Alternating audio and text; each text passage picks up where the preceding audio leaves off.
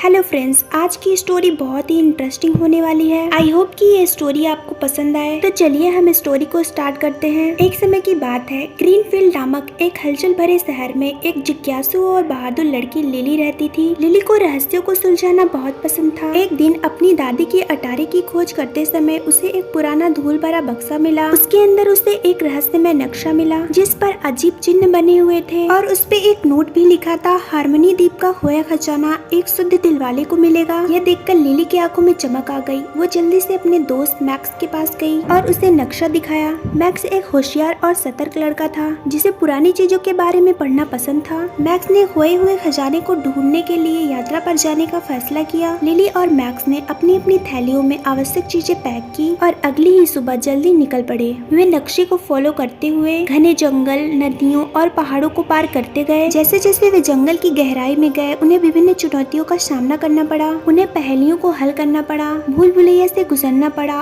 और अपने डर को दूर करना पड़ा। एक रात तारों के नीचे डेरा डाले हुए उन्होंने झाड़ियों में सरसराहट भरी आवाज सुनी। उन्होंने देखा एक बूढ़ा बुद्धिमान कछुआ जिसका नाम टिबेरियन था झाड़ियों से बाहर आया। टिबेरियन ने कहा, मैं तुम्हारा ही इंतजार कर रहा था। तुम जो खजाना खोज रहे हो वो केवल सोना और जेवरात नहीं है, यह कुछ बहुत ही अनमोल है। यह सुनकर लिली और मैक्स आश्चर्यचकित हो गए, लेकिन वे उलझन में भी थे। लिली और मैक्स ने टिबेरियन से हारमनी द्वीप का रास्ता पूछा। टिबेरियन ने उन्हें हारमनी द्वीप तक ले जाने के लिए सहमति व्यक्त की, लेकिन चेतावनी भी दी कि उनकी यात्रा का असली परीक्षा अभी बाकी है। कई दिनों की यात्रा के बाद अंततः वे हारमनी द्वीप के किनारे पहुंच ही गए। जैसे ही उन्होंने द्वीप पे कदम रखा, नक्शा चमक उठा और एक छिपा हुआ रास्ता दिखा। उन्होंने उस रास्ते को फॉलो किया जो उन्हें एक शानदार गुफा तक ले गया जो इंद्रधनुष की तरह चमकते हुए क्रिस्टलों से सजी थी। गुफा के अंदर उन्हें एक भव्य दरवाजा मिला जिस पर लिखा था, केवल वे ही प्रवेश कर सकते हैं जो मित्रता और दयालुता को महत्व देते हैं। अचानक जमीन हिलने लगी